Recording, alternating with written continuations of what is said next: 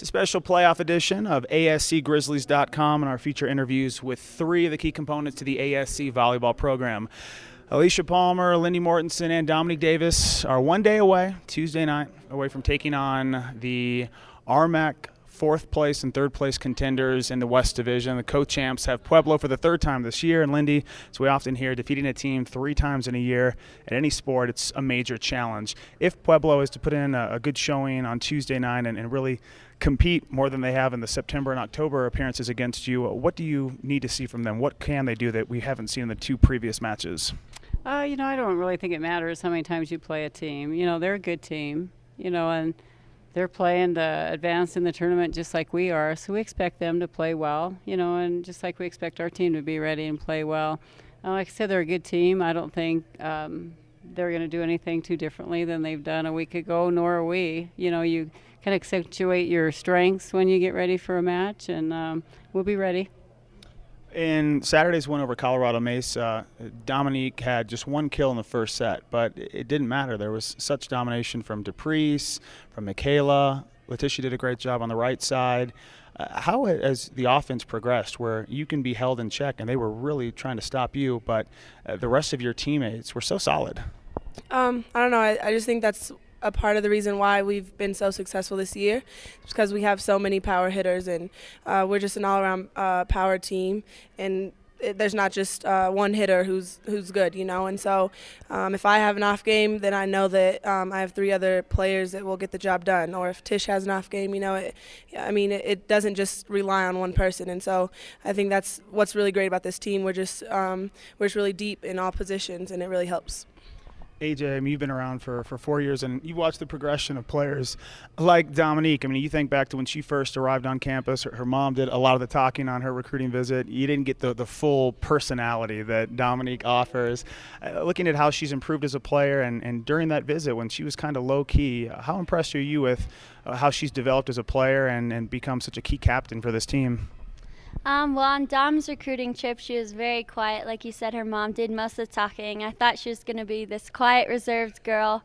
But come to think of it, even as a freshman, we got to know her personality. And she's just established a great leader on this team, in this program. She's really risen to the top. And she works hard day in, day out. And she's just a great part of this team, great leader.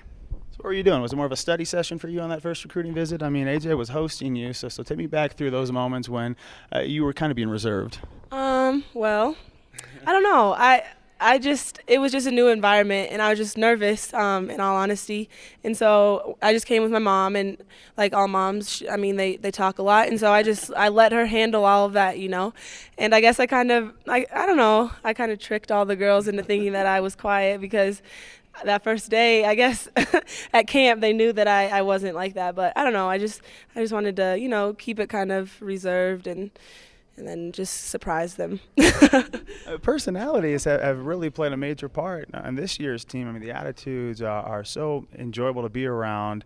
When you have a team that gives you a rewarding approach to their play, but also just on and off the floor, they're exciting to be around. How much more rewarding is that as a coach? I think those things are the most rewarding. I believe these players really do get along. They don't just get along in the gym, when, they really have to, in practice, but they get along outside the court. You can tell that, that they like each other. They have fun times together. They plan, activities together. I think they know that it's important as far as a team dynamic. If you want to do well as a team, that you really do have to have a lot of respect for each other and get along. And I just think we have great personalities that really mesh into a fun unit. When you have a team, AJ, that can really almost self-police themselves and can do a good job internally having conversations if there are issues that need to be addressed, how does that create a winning environment when everyone can have an honest conversation with each other about any subject? Well, I think it comes down to holding each other accountable. I think we've really established that this year, and I think that's part of why we've been so successful, why we've been able to take it to the next level. This is the most competitive team I've ever been on. It's competitive in practice. I've never been Well, this is the first year that's been so hard to win practice points, and someone different is winning it every week. So, and we get competitive and feisty at practice, but we know that's just part of the game. We're pushing each other to be better. We don't let it go off the court. Who's been the most successful practice player? Do you accumulate points throughout the season? How do the practice points work?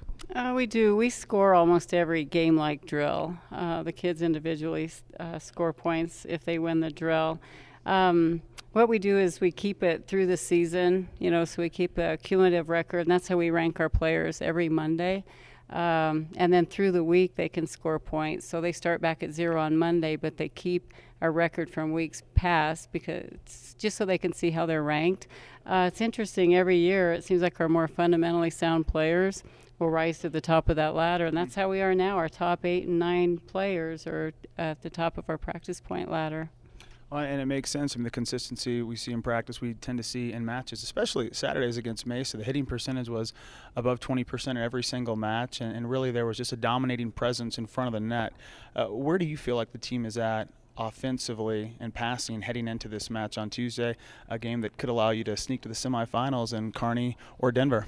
I don't know. I think we're ready. I mean, as far as, just being consistent, I think we have a really consistent back row with Val and AJ and Huck, and, that's where it starts with the pass. But I don't know. I mean, Gabby, a great setter, and she gets the job done and makes the best sets that she can. And like we were talking about earlier, we have so many power hitters that just have, I don't know, we're all just so ready to put the ball down, and so I think we're really ready for tomorrow. So the season really could just be beginning for you and your teammates, but as a 4-year starter, one of only 2 seniors on the roster, when are you going to really try to reflect and soak in all the success that you've been a part of at Adams State? After it's over, after we win the national championship. Well, Tuesday night, 7 p.m., ASC will have Pueblo. It'll be the 3rd match this season as ASC will look to advance to a Friday match. Could be against Kearney, Regis, Mines, Metro. Who knows? ASC just has to take care of the Thunderwolves for the 3rd time. They'll look to do that right here on KSPK. For AJ Palmer, Lindy Mortensen, and Dominique Davis, I'm Bryant Johnson. We'll see you on Tuesday night.